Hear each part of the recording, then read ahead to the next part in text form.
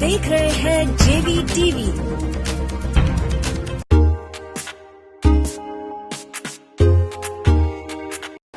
नमस्कार, आप देख रहे हैं जेवी टीवी। मुस्कुराइए, आप जेवी में है।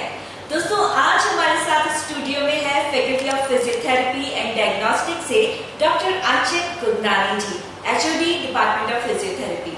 सर, आपका बहुत बहुत स्वागत है हमारे शो में। Thank you so much ma'am, आपने मुझे जेवी टीवी में बुलाया। जी सर, सबसे पहले तो हम आपसे ये जानना चाहेंगे कि फिजियोथेरेपी है क्या? मैम, फिजियोथेरेपी एक मेडिकल साइंस की ब्रांच है which deals in treatment of patients. मतलब हम पेशेंट्स को ठीक करने का जो जरिया है वो फिजिकल मीन से है, इसलिए इसको फिजियोथेरेपी बोला जाता है। तो इसके अंदर हम ज्यादातर एक्सरसाइज थेरेपी से या इलेक्ट्रोथेरेपी से, यानी एक्सरसाइज के माध्यम से या कुछ हमारे इलेक्ट्रिकल डायग्नोस्टिक टूल्स होते हैं उसके माध्यम से हम पेशेंट को ठीक करते हैं, जिसको हम फिजियोथेरेपी बोलते हैं, जिसको हिंदी में भौतिक चिकित्सा भी बोला जाता है। जी सर, अभी हम देख रहे हैं जैसा कि मेडिकल साइंस के अंदर एलोपैथी है, होम्योपैथी है, आयुर्वेदा है, इन सभी के बीच में फिजियोथेरेपी एक अपना स्थान कहाँ रखती है? मैम, ये जितनी भी पैथीज हैं ये सब मेडिकल साइंस के अंदर आती हैं। जो फिजियोथेरेपी है उसको अलाइड मेडिकल साइंस बोला जाता है। अलाइड का मतलब है इनके साथ की।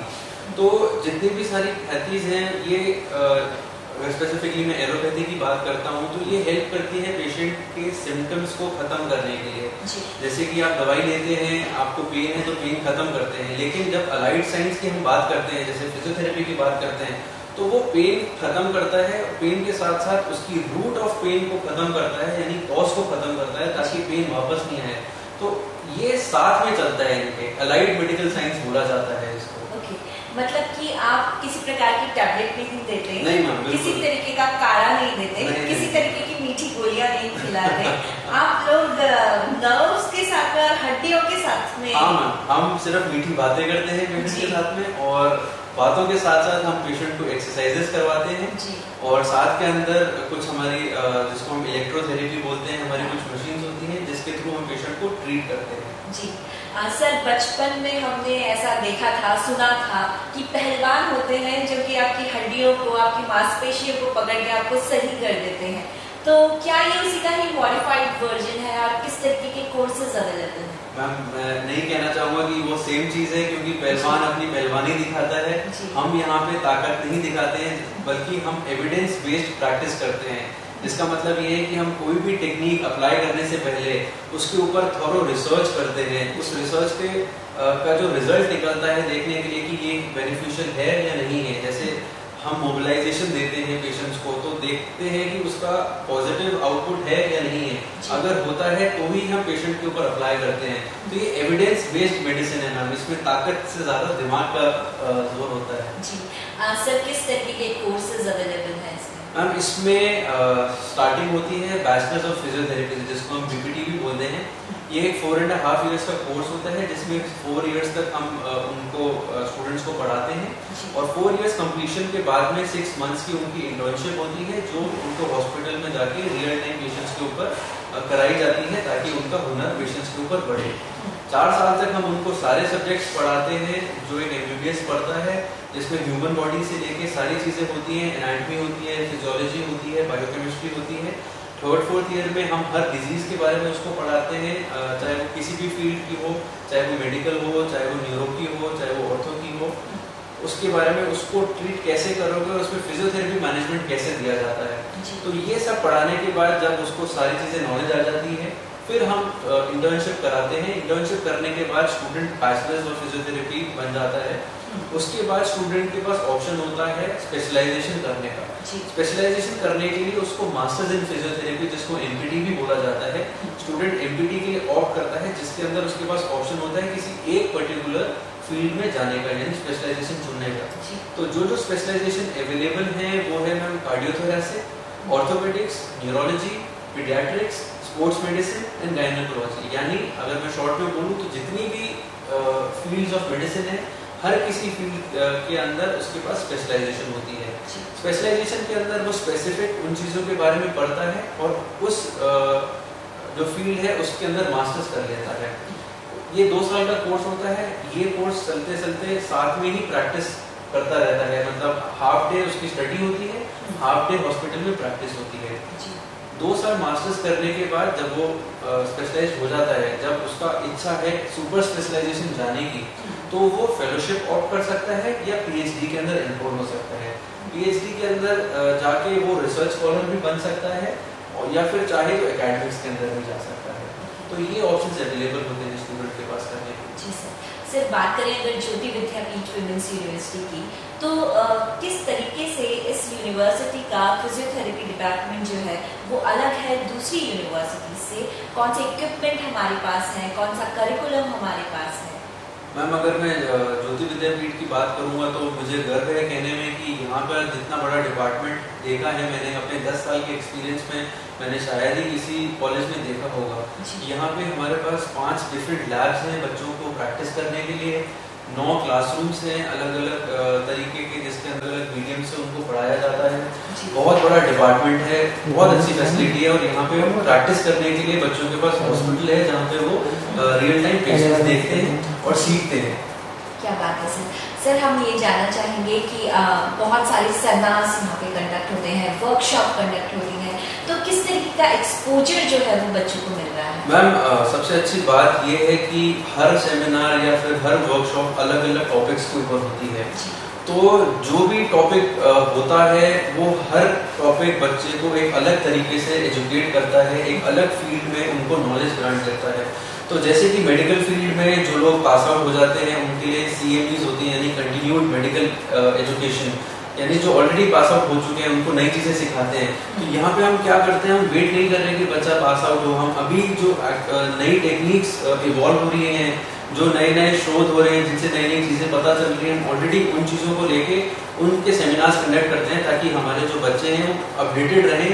जब वो यहाँ से निकले तो वो पुरानी टेक्निक्स की जगह नई टेक्निक्स के ऊपर काम करें। जी सर किस तरीके के करियर ऑप्शंस हैं बच्चों के पास में यहाँ से पास आउट करके जब निकलते हैं? बहुत सारे करियर ऑप्शंस हैं। अगर मैं बोलने पे आऊँ तो सबसे पहले जो बच्चे के दिमाग में होता है गवर्नमेंट जॉब, तो उसके भी बहुत अच्छे ऑप्शंस हैं।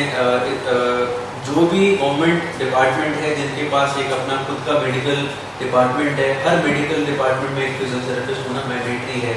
अगर मैं आपसे बात करूँ कुछ एग्जांपल्स की, तो रेलवेज, पुलिस, इसके बाद RPSC के अंदर और जितने भी बड़े डिपार्टमेंट्स हैं सबके अंदर एक फिजियोथेरेपिस्ट की पोस्ट होती है जो ऑफ एंड ऑन आती रहती है।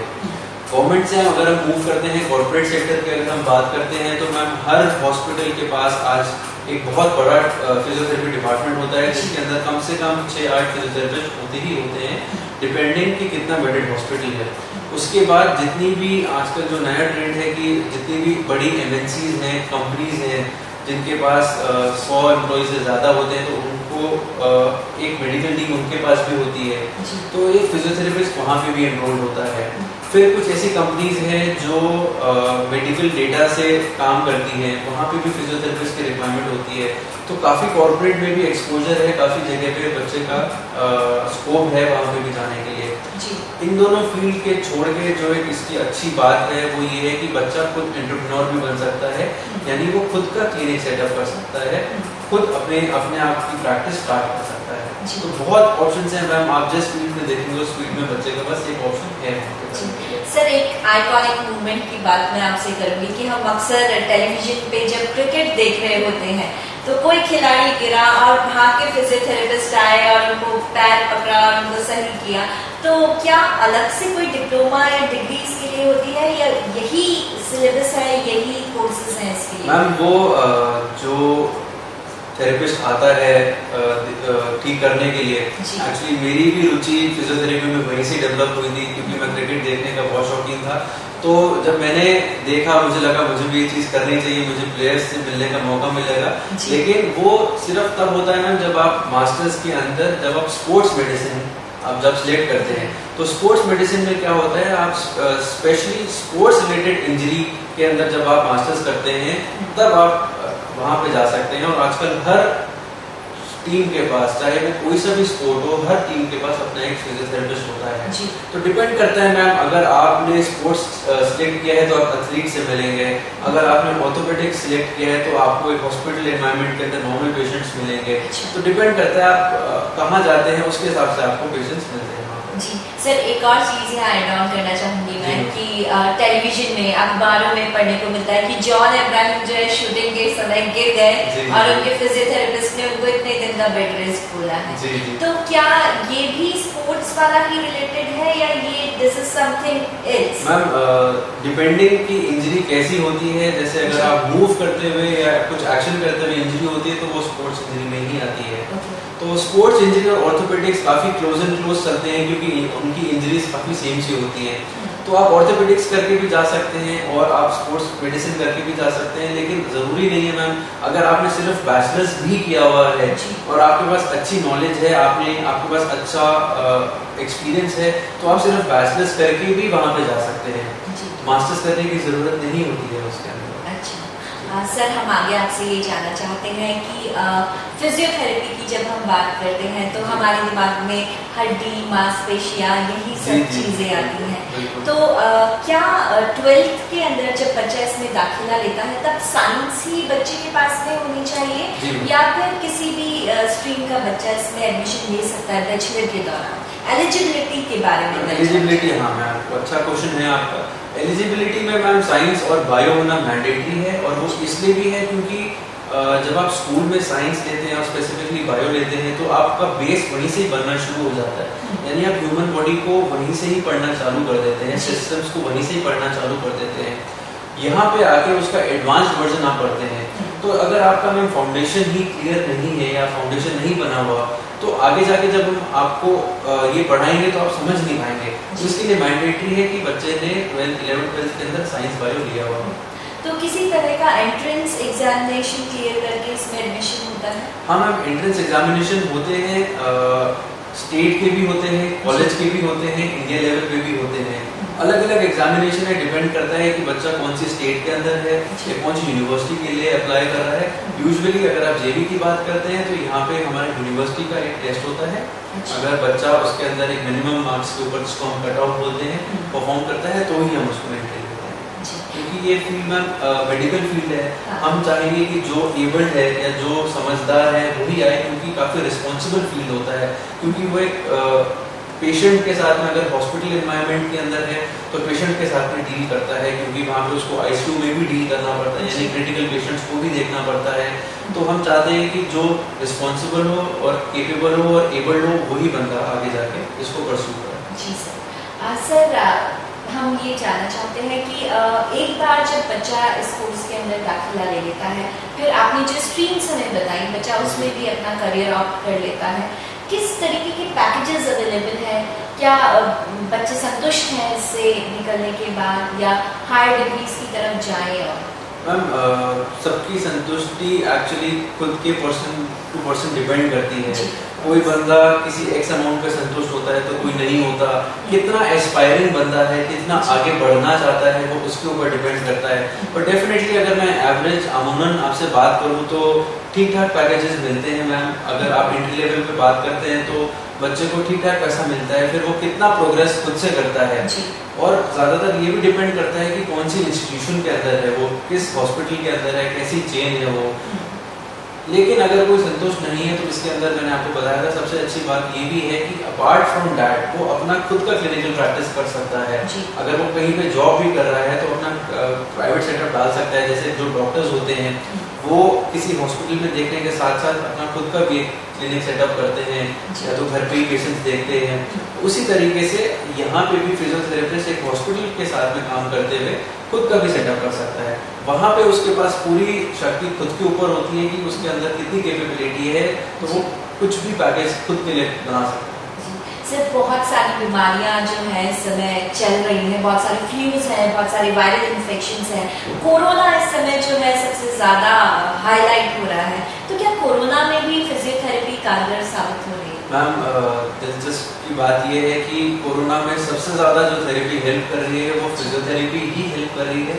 क्योंकि अभी जो भी पेशेंट को हॉस्पिटलाइजेशन की जरूरत पड़ रही है वो जरूरत पड़ रही है चेस्ट में ब्रीदिंग डिफिकल्टीज की वजह से। उसी की वजह से पेशेंट को एडमिट होना पड़ रहा है, अदरवाइज पेशेंट घर पे रह के ट्रीट हो सकता है। तो अगर उसको पता चलता है कि वो पॉजिटिव है, या रादर प्रिवेंशन में भी हम क्या कर रहे हैं, हमने एक मुहिम चलाई है जिसमें हम हर जिसको भी अप्रोच कर पा रहे हैं हम उसको चेस्ट फिजियोथेरेपी रिकमेंड कर रहे हैं। तो चेस्ट फिजियोथेरेपी में 2-3 चीज़ें हैं, जैसे ब्रीदिंग एक्सरसाइजेज है कि हम उसको बताते हैं कि किस तरीके से ब्रीथ करना चाहिए, क्योंकि कुछ वेज होते हैं जिसमें आप ब्रीथ करेंगे तो आपकी लंग्स अच्छे से एक्सपैंड करती हैं, पूरा ऑक्सीजन अंदर जाता है। तो अगर वो पहले से ही इन चीज़ों पे काम कर दे या फिर अगर वो इन्फेक्ट हो जाए, उसको डिफिकल्टी होनी शुरू हो और वो हॉस्पिटलाइज होता है, तो हॉस्पिटल में भी उसको चेस्ट फिजियोथेरेपी या ब्रीदिंग एक्सरसाइजेज के बारे में बताया जाता है। तो actually this is the only therapy which is helping Covid patients. Sir, ऐसा कुछ जो हम आपसे पूछना भूल गए हो और आप हमें बताना चाहते हो तो आमंत्रित। मैम, मैं ये बताना चाहूँगा कि अभी फिजियोथेरेपी का स्कोप बहुत अच्छा है। अगर मैं इंडिया लेवल पे बात करूँ या अगर मैं अगर पूरे वर्ल्ड लेवल पे बात करूँ, तो पूरे वर्ल्ड में अगर किसी भी मेडिकल फील्ड के अंदर सबसे ज़्यादा रिक्वायरमेंट है तो वो है फिजियोथेरेपिस्ट। और इसका मेन कारण यही है कि लोग इतने ज़्यादा आजकल अवेयर हैं चीज़ों से, क्योंकि आजकल इंटरनेट सबके पास में है, तो उनको सब पता है कि वो जितनी भी ज़्यादा दवाई खाएंगे तो एक तो डिपेंडेंसी बढ़ती है दवाई में, फिर वो कुछ केमिकल इनपुट होता है उनका। तो लोग चाहते हैं कि वो जिस भी चीज़ से ठीक हो वो फिजिकल मीन से ठीक हो, जिससे उनको कुछ दवाइयाँ नहीं खानी पड़े या फिर लॉन्ग टर्म दवाइयों पे नहीं रहना पड़े, और उनका जो जिस वजह से वो दवाई ले रहे हैं, जो भी उनको दिक्कत है वो जड़ से खत्म हो जाए।